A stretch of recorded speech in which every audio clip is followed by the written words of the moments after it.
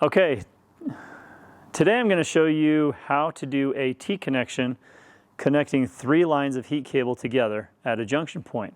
You might need to use this when you've got heat cable running through a gutter and then splitting off in 2 different directions. The tools you're going to need for this is a razor knife, a pair of pliers or strippers, along with a crimp tool and potentially a pair of scissors. The other items you'll need, supplies, is going to be heat shrink sleeve, a 1-inch. You're going to need a ground crimp, a couple of wire crimps, we call this a heat shrink breakout boot, and this is a technically it's 2-way because it's got 2 outside ports and then 1 that comes in, so it's a 2-way boot. And then you're going to need some mastic tape, 3 pieces to prep your lines, 1 to wrap up your connection, and you also probably need some electrical tape.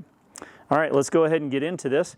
One of the first things you want to do, I'm going to move my tools out of the way, but the first thing you want to do is take your breakout heat shrink boot and slip this onto the cable. So you're going to take cable line 1, put it into that, take cable line 2, put it into the other one, okay, and slide it down your cable line so it's out of the way.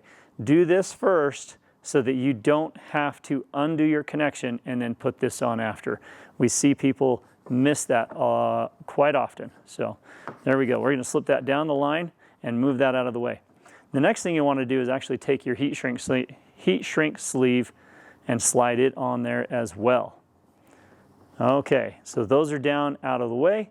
Now I'm ready to prep my cable lines along with my 3rd one and to bring that in. So let's go ahead and do that real fast and we'll have that set up.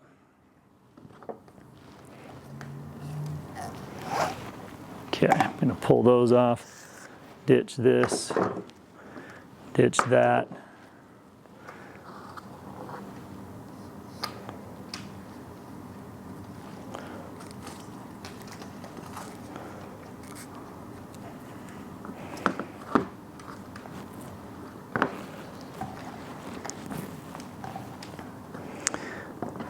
All right, now that I've got my cable all, we're going to get rid of those. Okay, now that I've got all my cable prepped, each one is ready. It's all stripped back, so I've got the bus wire up here on top. I've got plenty of bus wire to work with, and you do want, in a T connection, you do want to have a decent amount of bus wire, at least 1 inch worth, to work with in this situation, and I'll explain why. So let's go ahead and your single line, I'm going to go ahead and set this aside for right now, and I'm going to work with my 2 double lines, okay? So the first thing I want to do is make sure that the ground braid behind here is clean, organized, and set back so it's out of my way. The next thing I want to do is I want to line up both of my split points where the bus wires come out. And I want to stack them on top of each other just like so. Okay, so I want them to be even up front so that I can actually put these 2 bus wires together. I want to take the 2 bus wires, put them together, and I'm going to twist them together. I want to make sure they're well connected, just like so. I'm going to go ahead and that's about all I need with that. I'm going to take it, turn it over, so you can see the other side. We're going to take those, push those together, and start twisting them, making sure that they're well integrated. Perfect. Okay, so now that those are connected, we have a clean connection between those. We need to put our connector, our butt splice connector, on here, and if you notice, we've got a gap between the bus wire sets. And I want this connector to go down on top of that, about that far, so it covers the mastic tape a little bit. So I know I need to cut this bus wire back about to this point, leaving me about 1/4 inch of bus wire exposed. So now you're going to go ahead and either use your scissors or your wire cutters. So there we go. I'm going to cut the other one the exact same size.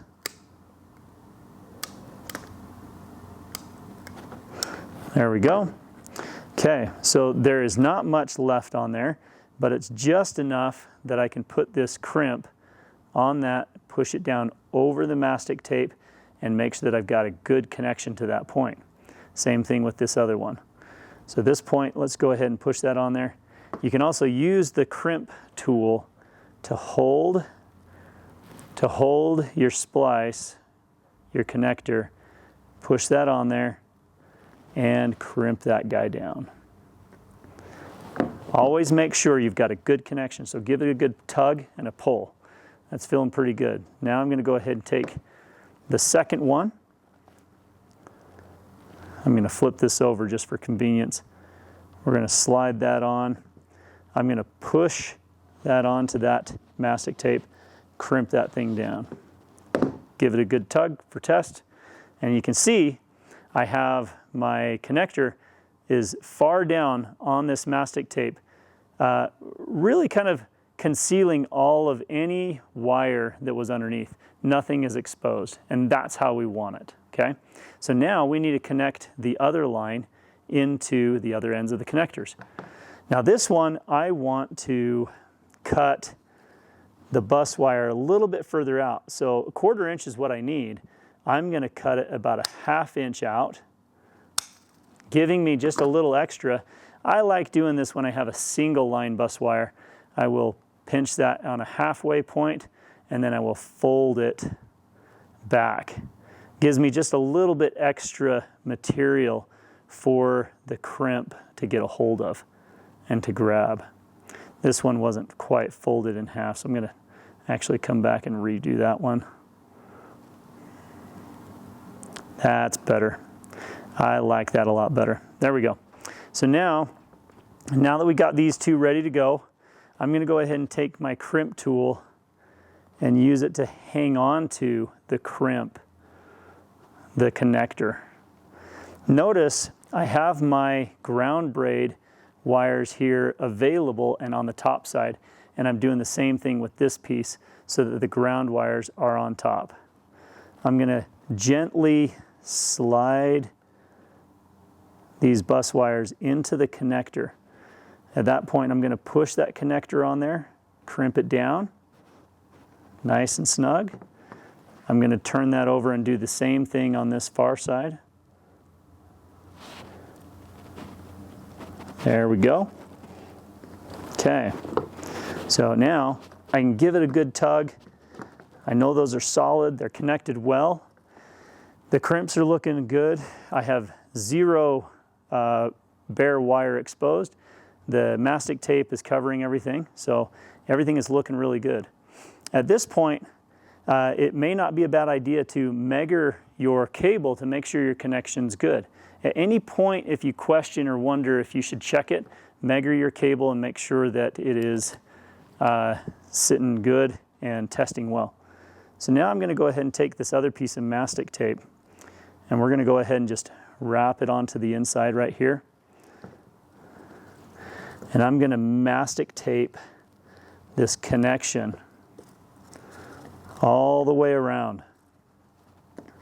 We're going to lay the ground braid across the top of this connection, and I don't want any possibility of electricity passing from the main lines to the ground braid. So now I've got this wrapped up nice and clean. I'm going to just look it over and inspect it, make sure it looks good, and I'm good with that. I like it, looks really good. So now I'm going to take your ground braids. We're going to bring these up, bring them together, and I'm going to lay this over to the other side so that I can bring this other ground braid on top, and we're going to crimp those together. To do that, I'm going to take my ground crimp, slide it onto my smaller piece,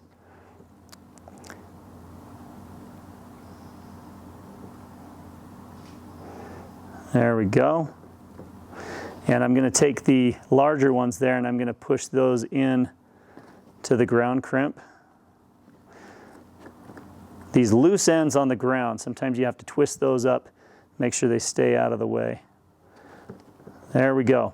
So now I've slid those two together. I have an end on each one. I can pull those tight if I want. Right there, that's going to lay real nice. I'm going to pinch this together, giving me a little bit of a gap so that I can get my crimp tool underneath, and I'm going to pinch that down just like so. I want to flatten that crimp over the ground braid all the way. Now it lays nice and flat and clean, and I don't have too much excess, but I've got a clean connection. At this point, you want to make note, your crimp can sometimes have some sharp points. And so electrical tape is the next thing that you're going to want to put on here. So you're going to take some electrical tape and wrap this around to buffer any sharp edges. Oh my goodness, electrical tape just shows up when you ask for it. So cool. All right, so you're going to take some electrical tape and wrap it over your connection.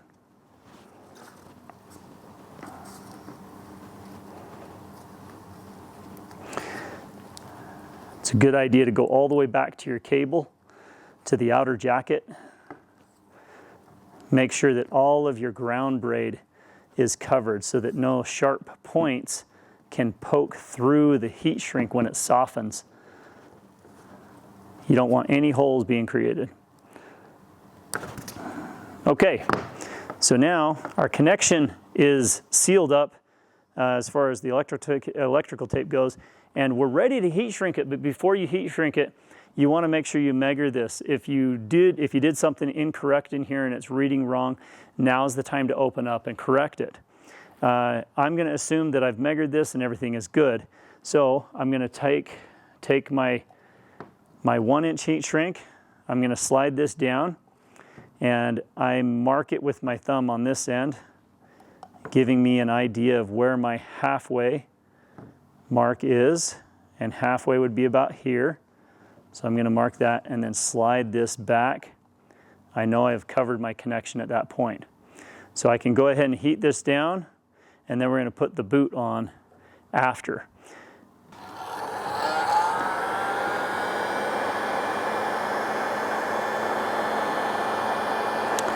It's important to allow the heat to take its time and heat this down at its pace. Don't try and force it. Give your heat gun about a 1-inch distance away from the heat shrink and move it back and forth so you don't burn it in one spot. As you heat this down, work your way towards one end of the heat shrink and always start in the middle. As you work your way towards the exposed part of the heat cable, try not to burn the heat cable with the heat gun. So you'll see as I come over closer to the edge of the heat shrink, I come back in pretty quick so that I make sure that I don't damage the cable itself.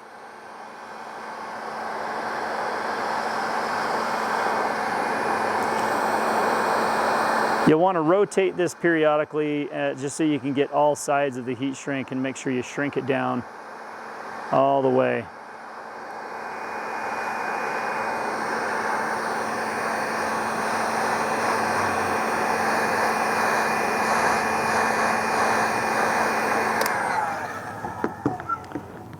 Once I do that, I like to just press down on the cable just ever so slightly with a pair of pliers, just to make sure that the glue inside the heat shrink gives it a good seal to the cable.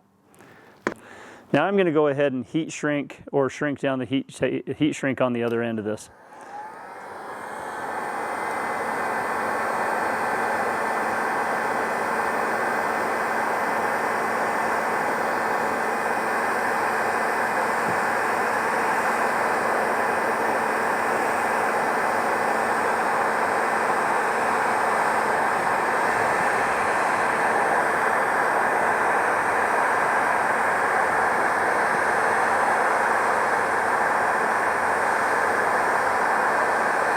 Okay.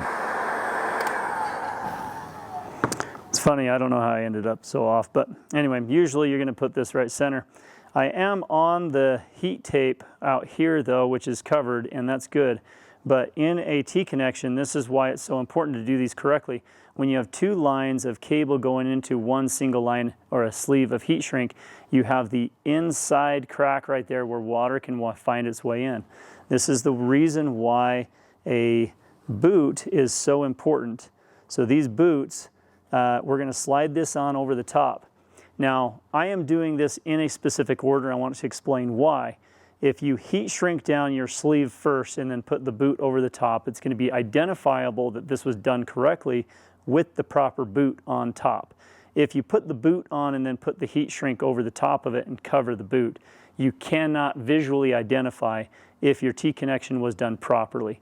I have investigated some of these things where the boot was underneath, cut them open to find out it was done correctly, it just couldn't be visually seen, and so we ended up redoing it. So put the boot on the outside of the heat shrink. I hope that makes sense. If you have questions on that, feel free to contact us. Slide the boot over the top of the heat shrink so it overlaps at least 3/4 of the way on this, and then now we can go ahead and heat shrink the boot on top of this, allowing the boot to seal around the individual cables by themselves. Let's go ahead and do that now.